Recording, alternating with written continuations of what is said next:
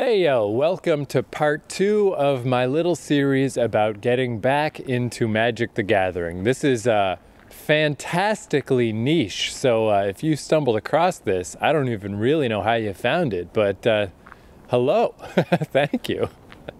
So yeah, this is part 2. There's a previous video on this channel where I'm talking about getting back into Magic the Gathering through Magic the Gathering Arena. And just what a hard time I was having with losing all the fucking time. Magic is a game of losing. It's a game where you get crushed and destroyed always, and you need to be okay with that. And I was having a very hard time being okay with that. So my big plan was to just go the other way. Stop expecting to win, stop caring about winning, and in fact, just make a gigantic 250 card deck full of random nonsense and just play for the fun of experiencing the cards and see how that went. So that's where we pick up our story here with part 2. If I mention any specific cards, you know, I'll throw the image up there. But also I just found a bunch of just random weird Magic cards. Cards that do weird things or just have way too much text or have insane casting costs. So I'll throw those up as I blab too. So even if you find me boring as shit, the little slideshow of cards will hopefully be entertaining. Okay, let's go. So yeah, I reinstalled Arena after my fucking rage uninstall.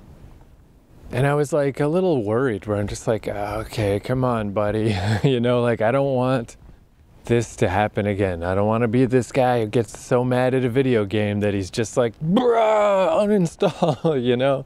I don't want to do that. So I did flip over to, you know, this idea of let's play to lose instead of playing to win. And it's so hard. It is so hard. It feels bad. It feels tough. It's like, ugh, I hate having to do this. I hate having to learn how to tolerate this. But that still felt better than actually getting mad at playing stupid fucking Magic cards. And it did seem like it's working. It's like this exposure to this idea and this notion. It does seem like it's getting a little bit easier. I haven't gotten fully mad at Magic in this past couple of weeks. There was one time where I kind of just like, I could really feel it coming, but I just quit out of the game. I didn't even quit out of the match. The match was over. I just turned it off. I'm like, all right, we're done for today, you know? And a big part of that is that before I was trying to grind out these 15 wins a day, because after, you know, 15 wins, you get little fucking bonuses. But like I was saying, it's really the first 2 or 3, you get something worthwhile, and the rest is just a bunch of shit. It doesn't matter at all. So that's helped a lot, switching to that mindset of let's just do the neutral tasks, the stuff you can't really fail at, and inadvertently you'll probably get the 2 or 3 wins. And even when I'm like on a roll and things are going really well, I might get 6 wins, or I think my highest ever was like 9. But none of this 15 in a day. Like, that was insane to think that at my fucking neophyte level, getting back into Magic after all this time, that I can get 15 wins a day. What the fuck did I expect to happen? You know? How did I expect that not to be frustrating? So I was also doing that thing of the 250 card deck where you just throw in all your stuff, and I would mostly just put in 1 copy of most things. If there's something especially cool, put in some extra copies. But just as a neat way to try out different cards and just experience different scenarios, and to really take that pressure off of like, I really cannot expect to win when I have this many cards in my deck. But what I noticed, I think I might have mentioned this, but it's continued to be true, is I'm not losing nearly as much as I thought that I would. It's surprising how often this can all kind of work out. You know, as long as you mulligan any ridiculous opening hands and you just have something to work with, You know, magic cards are magic cards, man. A handful of cards particularly nowadays. Like, I feel like back in the day, bad cards were really bad, just like straight up useless cards. Well, that doesn't happen that much anymore. Pretty much everything has some kind of utility. If you've got some creature with some weird ability that doesn't synergize especially well he's still a creature, you know? If you can clear a path, you can still get the job done. So yeah, notice that my win rate did not tank like I thought it would. Having this Swiss Army knife of just weird random stuff in my hand could work surprisingly well. And so another thing I tried is, you know, in order to reinforce this idea that I shouldn't expect myself to win, I started playing Historic, which is just every card that's available on Arena, they're just all there. So the big crazy combo decks are even crazier. There's some fucking wacky shit that can happen. Just these insane fucking combinations of stuff that really crush you. But it's kind of cool just because it's like a new array of cards that I haven't really seen yet. New crazy ways to get stomped down, which is kind of fun in a way, you know?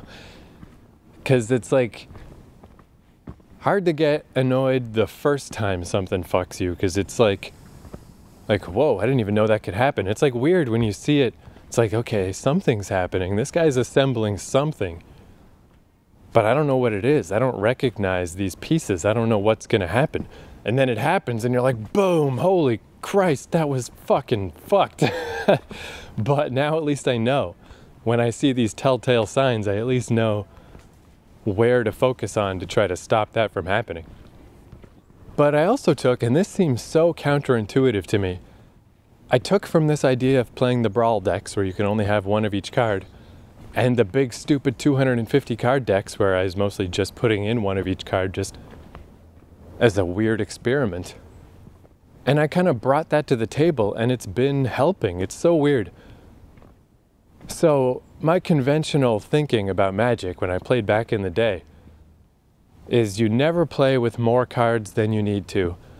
And when you have a deck idea in mind, you laser focus in on the concept. You know, you play with 4 of all the pieces. You try to do that thing where your deck is essentially a 9-card deck. You just, you know, that's how you take it seriously. That's how you have a pro deck.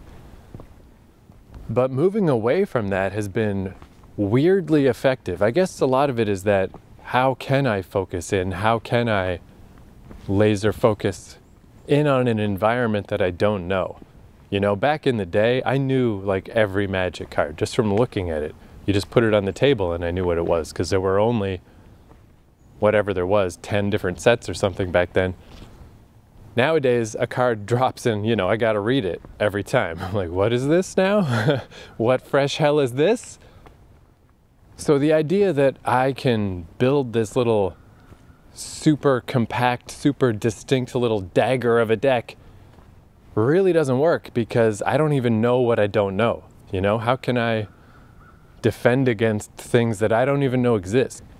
So when I got blown out bad, which feels very, very terrible.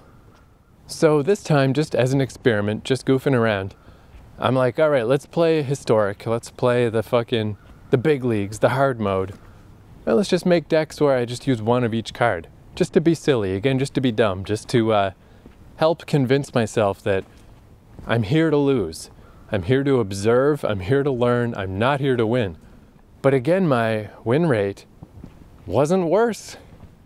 And it really helped with the deck building, because I guess what I was doing is, you know, it's just kind of theorizing, looking at these card lists of like, okay, I think this'll work, you know? But then if it didn't work, I guess I wasn't really testing a lot of alternatives, you know?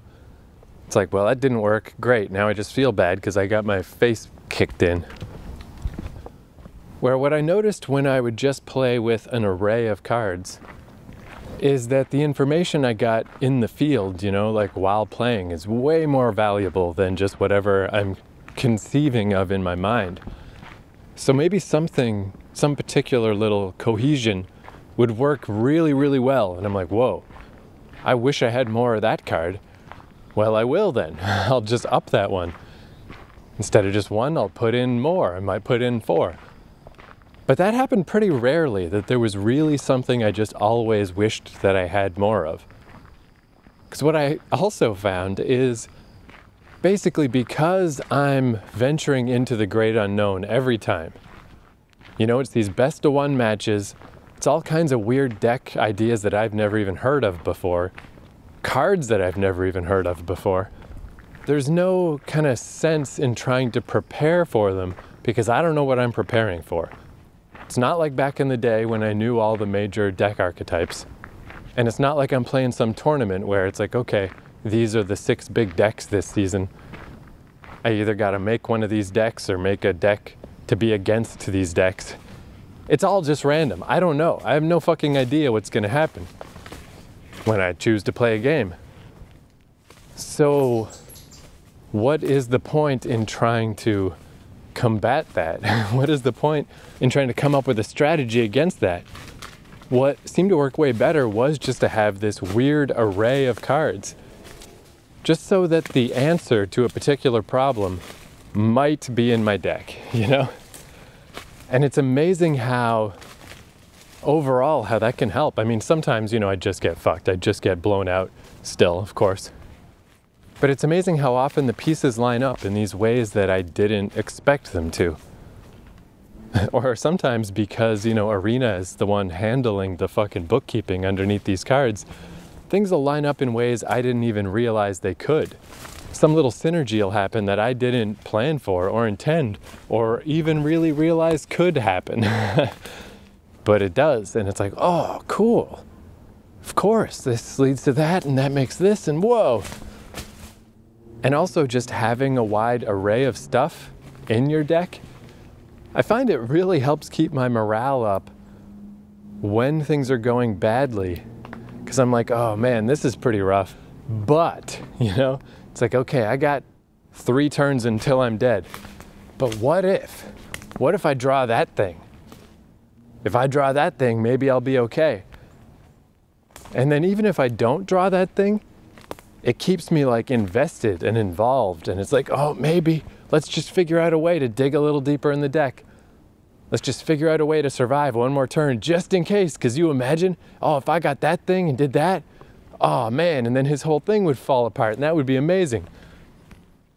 And just having that hope, just knowing that the potential salvation could be in there, could be drawn next, is a world of difference from when I have these really distinct decks with this distinct plan, and the distinct plan has failed, and now that I'm underneath, and I'm under someone's thumb, and they have control of the board, just knowing, when you know for a fact that your salvation cannot be drawn because it's not even in your deck, it's way worse. It's a way worse feeling, to me, to my particular personality. So having these like Swiss Army knife decks is really cool. It's like instead of a quick sharp dagger of a deck, I'm just building this kind of fucking big, wide, I don't know, what would be the metaphor? Maybe it's more like a shield? Just a big barrier of different potential things that could help me out of a situation. And then if the other guy stalls out and things don't go so well for him, then I can just come in and win. Because again, even my half-assed magic cards, they ain't that bad. You know, the worst magic cards in the world are not that bad anymore.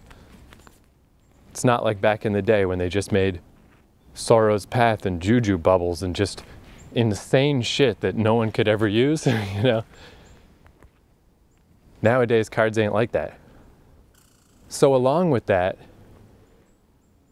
idea of kind of bland utility over a quick, sharp shock, I've also been learning how to build decks that are more consistent. Like just the idea of, you know, the curve of ramping up in mana. I always heard people talk about that, but I never really do it. My decks tend to be either, let's try to cast some really expensive stuff, or let's try to have a really cheap deck where everything costs just a little bit, and just try to get by on a tiny bit of mana so that I'll have better draws later in the game because there's less land to draw. But again, if it fails, I'm just fucked. I have no backup to that, no recourse. So what I've been doing is just packing my decks full of like dual lands and cycle lands. So basically all my lands, almost all my lands come into play tapped. I'm always going to be a turn behind because my lands are so slow, but I always have the color of mana that I need in a 2-color deck. And with these cycle lands, it's like later on, it's just not that much of a calamity to draw a land when you can just cycle it away. And again, it's just stability, I guess. Just all these ideas together. The idea of having a wide array of different cards, unless it's just something super, super great. The idea of ramping up, you know, try to have a bunch of 1 casting cost cards, and 2, and 3, and 4, and 5. And move your way up the chain.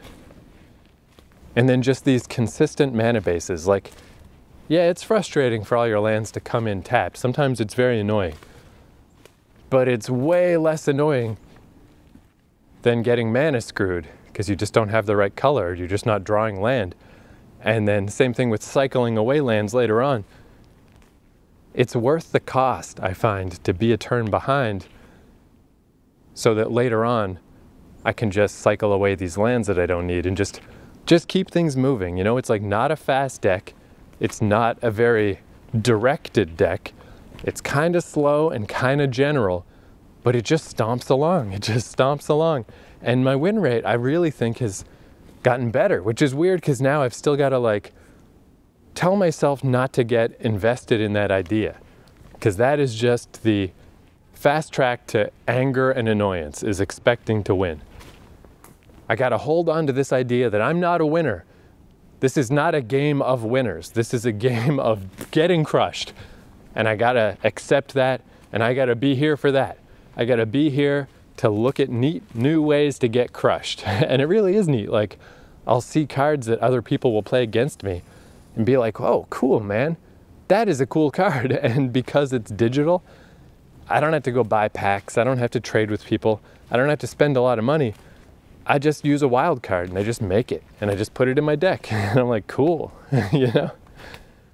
And yeah, there's this consistent curve, this stable mana base, this nice, consistent, lumbering, pointless deck. Shockingly effective. It's really weird because in Historic, there is no casual Historic mode. Like, you have to play on the ladder. You have to play the ranked matches. And I'm just moving up the ranks and moving up the ranks. And it's like, whoa, what's going on? This is so weird, but it's so cool. I mean, it's like kind of embarrassing, that stuff I recorded before, like admitting how angry I got at this game. But you know, the only way out is through, right? It's like, I want to record this. I want to get these thoughts out to help me figure out what the fuck's going on and to try to move past it. And it's just really neat that I'm already seeing results. It's like, wow, not only has my Magic game improved, more importantly, I'm having a way better time because I'm just not getting mad like I got mad before. And the strategy that works for me is so counterintuitive. It's nothing that I would have thought was the right way to go. I thought it was the wrong thing to do to play singleton copies. I thought you were supposed to just laser focus your deck. I thought it was the wrong thing to do to just kind of pile your deck full of inefficient mana just to make sure you don't get mana screwed. But the way land is in modern Magic, there's a lot of upside to these cards, you know? Like, it's worth it. It's okay to put a bunch of land in your deck because you can flush it away later without too much trouble. I can remember one game in this last 2 weeks where I drew 2 land and I never drew another land again. And yeah, for like 6 or 7 turns, I just tried to hold on and I just got destroyed. And it's like, wow, you know, like that's one of those things where I walked away from the game. I went to fucking go make some food in the kitchen. And I'm just like, the thought gets caught in my brain where I'm like again, like the world owes me something. Like, how could you do that to me, world? How could you give me 2 land and that's it? It doesn't make any sense. I have so much fucking land in my deck. How is this possible? Like it's a personal affront against me or something. But I just gotta untangle that thought, and just get past it and realize, like, I played that wrong. If I have 2 lands in my hand and I'm looking at the cards in my hand and I'm like, oh, you know what? This'll be okay as long as I draw 1 more land. And I probably will, because I got a bunch of land in my deck. Like, nah, that's the wrong play. I should have mulliganed, I just learned about my deck that I need 3 land. I need 3. I can work with 3, I can't work with 2. So don't risk the 2 land hand. Not with this like generalized, broad deck strategy that I'm using. I think a good way to generalize, I guess the thing I've learned, the message I've learned from my last 2 weeks is just diffusion, to just take all the different aspects of Magic and try to diffuse them. So mana problems are a big problem, but you can diffuse them if you just put in slower land that has more utility. And since you're going to come up against dozens of different crazy strategies that are just going for your throat, again, just trying to diffuse them. If you have a bunch of different cards in your deck for a bunch of different situations, sometimes you get cards that just do nothing, but it's incredibly surprising how often some wacky situation will be happening and I got just the thing to kind of worm my way through. And I guess it's because like maybe a lot of other people are playing the same way I was playing before, they have their distinct strategy, and as soon as that strategy fails, there's no backup plan because it's surprising how often if I can just survive the initial volley and just kind of get my head above water, and then I just win, It doesn't feel like a grand sweeping win. I'm not doing some insane thing where I smash the guy with 16 giant creatures all at once. It's just a diffusal win. It's just like I'm just going along doing my thing and then I win. It's like, whoa. And yeah, and just the mindset, like just trying to diffuse these ideas that I had that were like harming me, Diffuse the idea that I should win. Diffuse the idea that this is even a game where you could ever expect to win. Just diffuse it down into just an experience. Because it's such a cool game and there's so many cool cards and so many clever ideas and so much neat shit. And yeah, I guess we'll see. We'll see where things go from here, but man, it is a good feeling. It's like I feel like 2 weeks is a pretty good test case. But these 2 weeks have been way better mentally than the previous 3 or 4 months. So I think I'm onto something. I think it's going okay. So all right, there's that. Cheers to Magic the Gathering. Cheers to you, you frustrating, weird game of death. You meat grinder of a game. But I love you so much. Been dragging you through my entire life, and it's nice to have you back. Let's hope I can keep dragging you for a while further, for a while more. Maybe once COVID-19 passes, maybe I can find some fucking game stores and play some real Magic with actual people. That could be cool.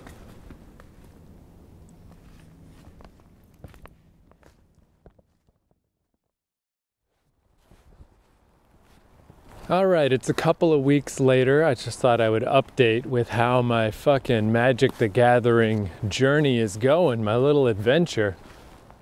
The push and pull. So as I was just talking about, my big thing was to learn humility, Learn how to lose, just learn how to suck, like just to get comfortable with this new paradigm that I'm going to be the guy who sucks at Magic, who always loses, and just have fun with that. Just have fun experiencing the cards and whatever. Just happy to be there. And it was going pretty well. As I was describing, I was having weird, unexpected successes.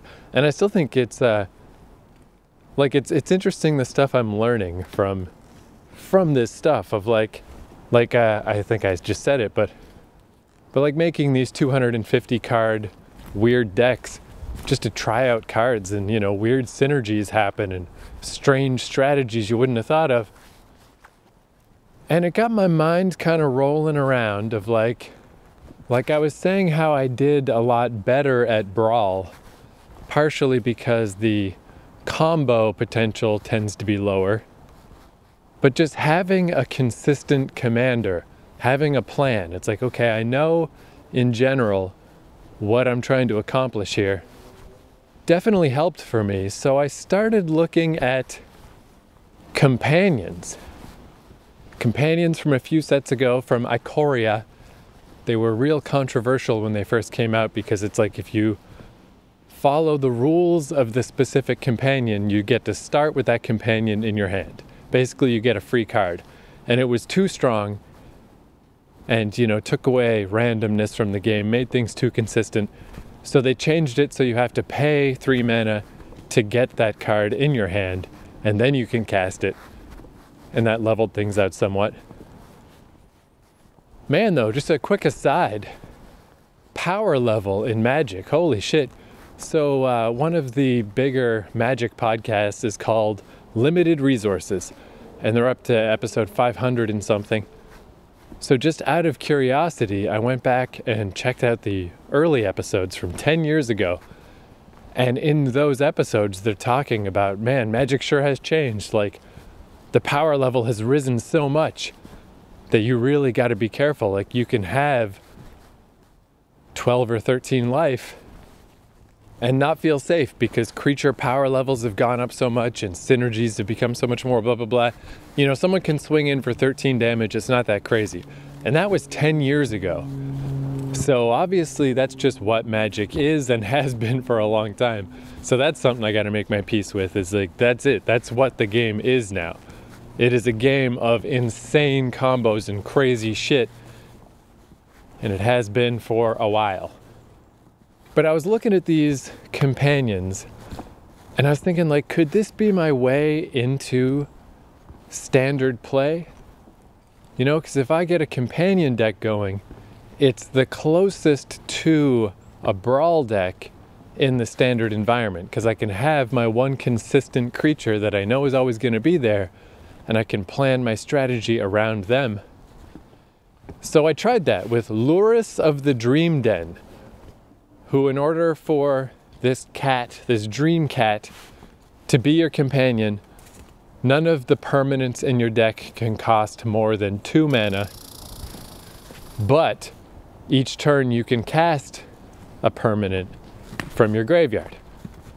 So I gave it a shot. I made a black-white deck, and it was working kind of well. It's like all of my experience trying to protect Ertata, the silencer, and especially just learning how to work my little Rankle Brawl deck.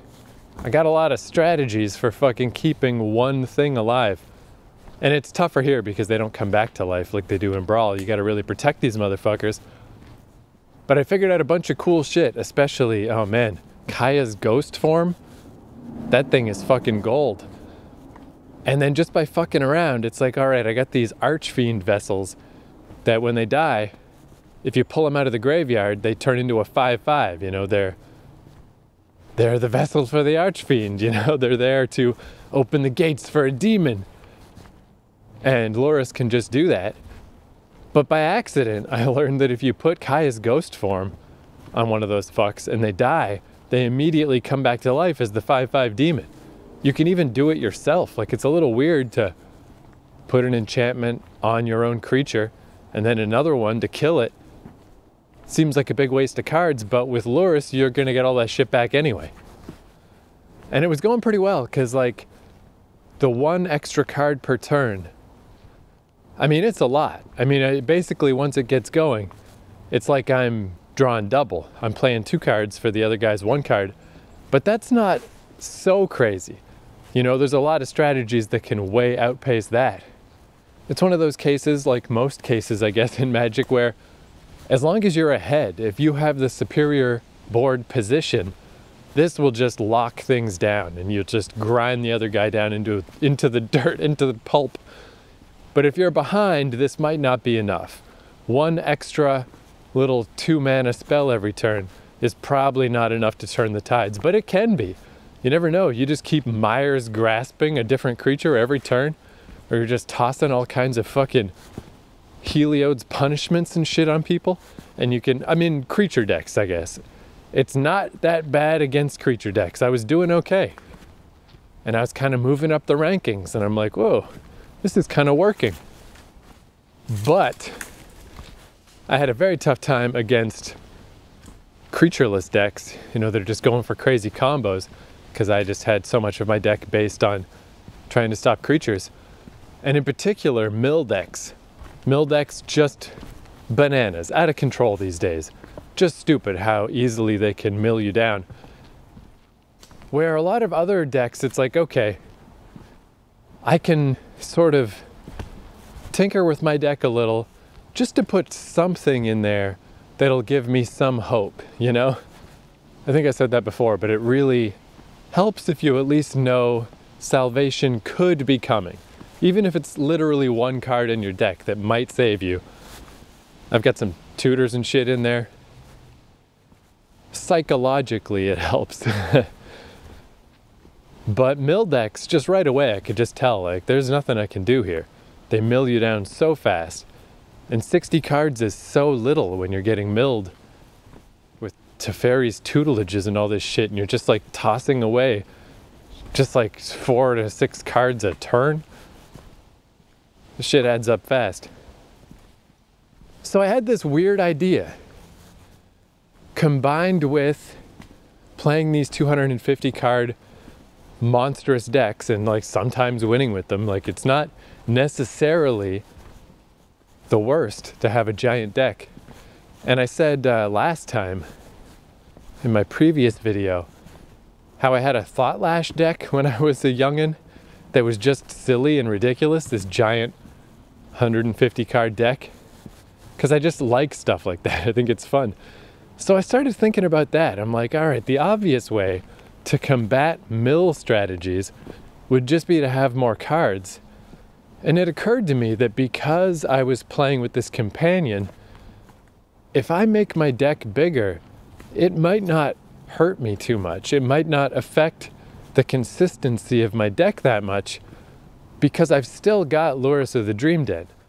You know, I've still got my optimal do this by turn 3, get Lurrus out on turn 4 with something to protect it. That plan doesn't really change. And I started looking at my deck and I just realized that there's a bunch of cards that were basically the same as what I already had that I could use to just double stuff. So like a Johnny's Pride Mate, I could just put in these healer dudes that they're worse than the Pride Mate, but they're essentially the same. So now instead of 4 Pride Mates, I got 8. Dead weight, not quite as strong as Myers Grasp, but close enough. Toss those in. Now I got 8, you know? Got these Heliod's punishments. Put in some pacifisms. Now I got 8. I did that with everything in the deck. I just found ways to double up everything. So it was essentially the same deck, just twice as big, you know? I had the 160 card deck, and I had a slightly less good version of that same deck, and I just put them together. And actually I upped the land a little bit, because being that size, it can really kind of mess with your opening hand. I don't know the math behind it, but I definitely was noticing that I was getting weirder opening draws. So I did tilt things toward land a little more than even my already land heavy strategy, just to make sure that my opening hand is not all fucked. Because again, it's the same as the brawl strategy of like, I can't have too many land in my opening hand. I want to get all my land drops till my little commander, or in this case companion, comes out. And that's more important than anything. So yeah, I doubled up this deck and I'm like, oh, well, this is just ridiculous now, you know? Going into battle with this gigantic deck, this is stupid. But my theory worked. the consistency of the deck was not really affected that much. And in some ways was kind of helped because having the 120 cards, it loosened things up a little. Like it did give me room to throw in a few little toolbox cards, you know, some edge case stuff. Like this could help for this and this could help for that. And then just had like a couple tutors in there to go grab them if I need them. And it was really satisfying to bump into these mill decks after that because it would usually go approximately the same way of like they wouldn't realize at first because nobody plays 120 card decks. So they'd just be playing along and then there would be kind of a pause, you know, where they maybe notice that the little graphic of my deck is very tall. And they'll see that after just their relentless grinding and they're just trying to do everything they can to mill me down, I still have like 89 cards, you know, and there's that long pause. And sometimes they just fucking concede right there. One guy just did the thing where he just walked away from his keyboard and he's like, gonna let me win, but I gotta sit there and wait for him to time out. But I did. I happily did it. One guy got me down to one card. Literally, I had one card and I beat him. And, you know, every once in a blue moon, somebody does manage to mill me. But it's so hard to mill a 120 card deck. And it just felt so good. Like, you know, those people that just conceded and walked away from the keyboard. I'm sure they were like, what an asshole. What kind of asshole plays a 120 card deck? But I only did that because these assholes are playing these fucking mill decks, dude. Like, we're all just assholes. Magic the Gathering is the story of asshole nerds trying to fuck each other. Especially, like I said before, at least, you know, back in the day when I played face to face, there was some kind of social structure, social aspect to what was going on. Online, it's just fucking nerd fuckery. But yeah, the weird thing is I went from getting frustrated at Magic, changing my idea about stuff and like, let's just play it to lose. Let's just learn how to lose. And then through losing and just going down weird paths and trying different weird stuff, I was moving up the ranks really well. I got to gold. And I was like, man, what is going on here?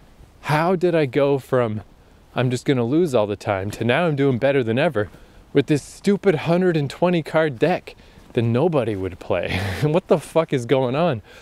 But here's where the problem happened is my dumb little monkey brain, my dumb, stupid little human brain, it just started accepting the new paradigm. It was really tough for me to just accept being a fucking loser, but I was so much better off. The game was going better, I was happier, everything was better. But once I started winning, I mean, that happened for days on end. I was just moving up the chain. Not like winning every game, but winning most of them. And sometimes against like the really good decks, like sometimes I just get blown out. But I start to recognize these like the top tier decks. And every once in a while I take one down and it's like, dude, what the fuck? But again, I guess I just got to remind myself, it's like, it's not like I did some genius thing or I made some great deck. Magic is the most random ass game in the fucking world. All it takes is for them to have a bad day and for my deck to be relatively consistent, which it is because I'm using the bullshit companion mechanic, so I always have my little companion. It's not that crazy that I would win sometimes, you know? Man, it's so nuts too. So Kaya's ghost form on Luris makes it so as soon as the cat dies, it just comes back to life. And then you can immediately cast the ghost form back on the cat, even if you already cast something from your graveyard earlier that turn, because the cat is reborn, counts as a new cat. You get another casting. It's so crazy, dude. Like, if you have that with like Alcide of Life's Bounty, the thing that gives protection from a color, and then when I doubled the deck, I threw in some Selfless Protectors, you know, as the less good backup version. Some mirror shields, like, once things get locked down, it is so impossible to kill this fucking cat. It's ridiculous. And it lets me play 2 cards every turn for their 1. I guess that's the thing, is like I'm saying how, hey, you know, it's not so great, and it's not. But I'm still kind of proud of it. I'm kind of proud of this thing I came up with. And I'm especially proud that I managed to double it and it works still. Like that's thinking outside the box. That's some weird shit. That's what I like about Magic, is trying to figure out stuff like that. But slowly but surely, I just started believing that I'm the guy who wins now. I'm the gold level guy. And that just is such the wrong mentality and is such a bad way to approach things, because that pressure just kept mounting and mounting. Just to put this in time, because this it's going to come out a little later. But as this stuff that I'm recounting is happening, it's right before the 2020 Zendikar set came out. So I'm up at the top of gold, but now I can't lose. If you lose too many, you start slipping down the rankings. Meanwhile, a lot of the cards in this deck, including the famous Ghost form, are about to rotate out of standard. There are mere days left on them. And I did some tests of taking this deck into historic, where I can use all the cards, but the competition level is so much higher there, with just such intense, brutal combos and shit that I have never even heard of and just have no idea what's going on. Just as a test, I did one of the little historic tournaments where you play till you lose 3 times, and I just lost the first 3 games, and badly. Like, I can't survive in historic with this stupid deck, but a bunch of the pieces are about to disappear in standard. And I just had this bad day where I woke up a little too early for one thing, bad to play Magic when I'm not rested, and then the first guy blew me out really bad. And then the second guy just barely beat me. He was at 1 life and he beat me. And then the third guy blew me out again, and that's where I just felt the old rage coming back of like, what? Because I had changed my ideas now of like, in 2 weeks I'd gone from like little humble mouse of like, oh, I'm just here to learn how to lose, to like, I'm gold level now, I don't lose, my amazing deck. And it was just so, oh man, like just feeling that feeling of like, I'm rapidly approaching the point of anger where I can't make it stop anymore. So I was like, all right, I should just quit playing Magic, but instead I'll just move over to Brawl. Because historic is the super intense place. Standard is what I thought was intense, but I was learning how to manage. But Brawl was just Brawl. Brawl's the place where I always win, My stupid Rankle deck, like, it wins 8 times out of 10. Let's just go over there and get some wins and chill out. And then I got killed twice in a row there. Like, I didn't win a game all day. And yeah, just the escalating levels of my expectation versus reducing the perceived level of difficulty and still losing. I was just like crushing myself. My stupid brain was destroying me. I got so fucking pissed, and it's just like, fuck, I'm right back here again. I'm just back where I started. What the fuck? So I guess that's the seesaw, that's the push-pull, and it's like, I don't know, dude. Where do I go from here? Like, ideally, I went through that nice couple of weeks of just losing, just getting comfortable with losing, and I got so much out of it, and things went so much better, and it's so clear that I would have so much more fun with this game, and I'd be so much better off, probably in life, if I could get used to that. So now I'm like, all right, well, the push-pull, right? The back and forth. Let's just go back to that, right? Like, okay, I got all full of myself again, and I just got beat down, and I just got all mad at the game again. Just go back to humble times, and maybe each time I'll get better and better at it. But I don't know, because now I'm just like, do I even want to? I just hate losing so fucking much. Like, if I have to just go back to Loserville, where I just play this game with the expectation of losing all the time, do I even want to? Do I even give a fuck about this? Like, maybe I really am just asking too much of myself. Maybe putting myself into this environment where you can't win, and it's just demonstrably true that nobody wins. Everybody loses. You go there to get ground up Magic the Gathering is a fucking meat grinder for your fucking ego. And I don't know, just do I want to do that? You know? It's so weird because, yeah, I always play video games on hard. I want games to push back. But when you reach a point where it's like there is no solution, you cannot ever win. The point of this is everyone is in this boat. Everyone loses like crazy. This game is mental. Do I really want to do this? I just don't know. I just don't know. I just might not have the strength of character to fucking make it in this environment, to fucking play this game. I think maybe I just want to win fucking sometimes. You know? It's just such a bummer to know that, like, hey, if I hit on something and I have a really good run and I make it up to gold, maybe someday I'll make it up to mythic, but it's just, the face smashing is coming, you know? It's just waiting. Do I have what it takes to deal with that? And I don't know. I might not. But anyway, there's the update. There's the pendulum swing of trying to get back into Magic the Gathering. The right thing to do at this point is just go back to my 250 card nonsense decks, where I can play with no expectation of winning. And then 1 or 2 times out of 10 when I accidentally win, it's like, oh, cool. But expecting to win and wanting to win, it's so insane how fast I get addicted to this, the feeling of winning. And that I solved the system and I fucking broke the code. And yeah, like I said in the first thing that I recorded about Magic, you can do that in a one-player game.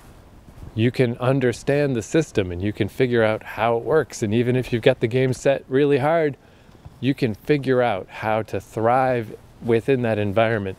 You just can't do that here. Oh, well, that's what's interesting too. I mean, I guess where though this could be valuable, if I did hold on and I did hang on and I do learn fucking humility, is when I went back to those early limited resource podcasts from their early days, the other co-host, Marshall, he was a big poker player and he was applying a lot of poker ideas to Magic. And one of the things in both disciplines, in both spheres, is to not chase an outcome when you play. Don't play because you want to win, because poker is also random and fucked up. And if you play with the expectation of winning, if you play to chase an outcome, you're going to have a real bad time, because that outcome is probably not going to happen. And even if it does this time, what about next time and the time after that? The idea he put forth was that you're not playing against someone else. You're playing, basically you're just playing a one-player game in the sense that the game, the skill, the task here is to play as well as you can. Just whatever circumstances you're in, whatever array of cards you get, the game here is for you to play as well as you can given your resources and circumstances. And the outcome doesn't matter. You're not playing for an outcome. You're playing to test yourself. And winning is not part of the test. That's not what matters. Playing as well as you can is what matters. And that makes so much sense, and it's such good advice. And I wish I could do it. I wish I hadn't sat on that fish. All right. Thanks for listening. Subscribe for more fucking video game chat. I'll talk to you next time.